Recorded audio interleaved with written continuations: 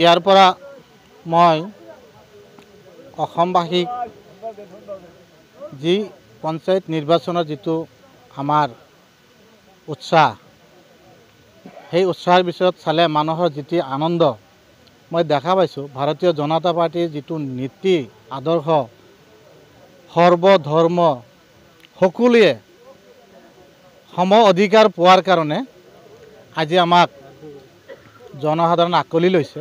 এইটোৰ কাৰণেই লৈছে, মই য'তে যাই আছোঁ তাতে আমাৰ সমৰ্থিত যিসকল প্ৰাৰ্থী আছে, সেই পাৰ্টিৰ হৈ অসংখ্য জনতাক মই দেখা পাই আছোঁ। আৰু আমি এইবাৰ জিকাৰ কাৰণে যিখিনি আমাৰ ভোট, সেইখিনি আমি পাম বুলি আমি দৃঢ় বিশ্বাস। লগতে মই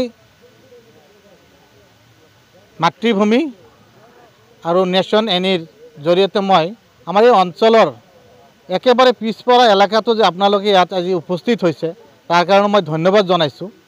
আমাৰ এই অঞ্চলৰ পিছপৰা অঞ্চলৰ মানুহখিনিয়ে যে বুজি পাই আছে যে নিউজবিলাক ক'ৰ পৰা হয়, কেনেকৈ হয়। ইয়াতো হৈছে কিছুমান অভাৱ অভিযোগ বুলি ক'লে কোনো সাংবাদিকে এই অঞ্চলত প্ৰৱেশ নকৰে, ৰাস্তা ঘাট পদূলি বেয়া সেই বুলি দেখা পাই আছোঁ। আৰু ইয়াৰ মাজত যে আপোনালোকে আহিছে, ইয়াৰ কাৰণে মই ধন্যবাদ জনাইছোঁ।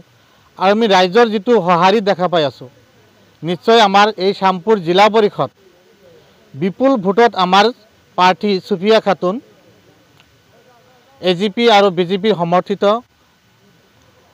অসম গণ পৰিষদৰ সমৰ্থিত সুফিয়া খাতুন বিপুল ভোটত এইবাৰ যে জিকিব মই নিশ্চিত।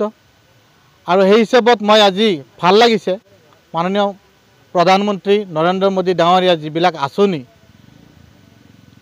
প্ৰধানমন্ত্ৰী কেতিয়াও আমাৰ ইয়াত অহা নাই, কিন্তু তেখেতৰ যিবিলাক দিয়া আঁচনি এই দুখীয়া দৰিদ্ৰ মানুহবিলাকে পাইছে, সেইখিনি কথা মই আজি ইয়াত ক'বলৈ মোৰো ভাল লাগিছে।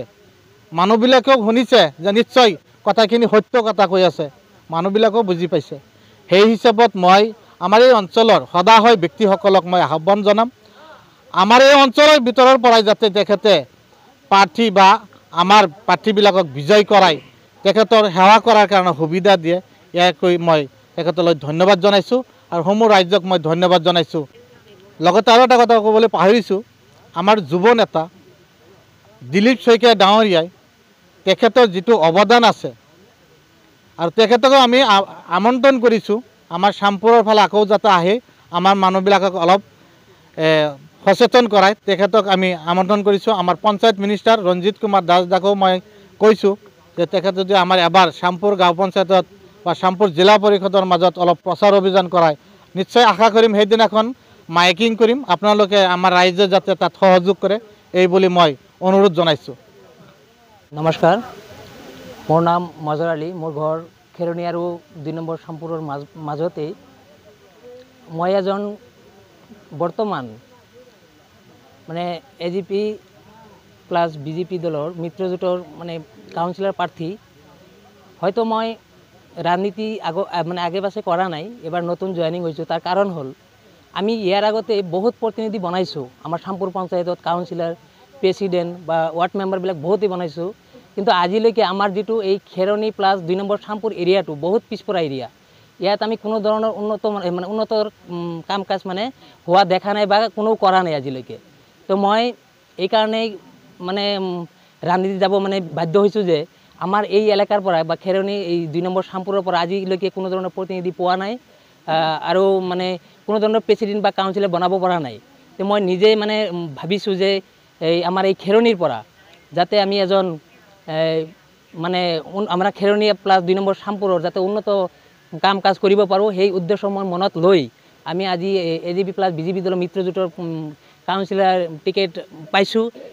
তাৰ কাৰণে মই বহুত আনন্দিত, আৰু ৰাইজেও মোক বহুত ভাল পাই আছে। ৰাইজেও মোক বহুত কৈ আছে যে হয়, তুমি যদি আমাৰ এই শ্যামপুৰ এৰিয়াত আজিলৈকে কোনো ধৰণৰ প্ৰাৰ্থী পোৱা নাই, আমি পাইছোঁ, গতিকে আমি বহুত ভোটত আমি চবেই সহযোগিতা কৰি আপোনাক বহুত ভোটত জয়ী কৰাই দিম। আৰু মই সেই কথা শুনি বহুত আনন্দিত।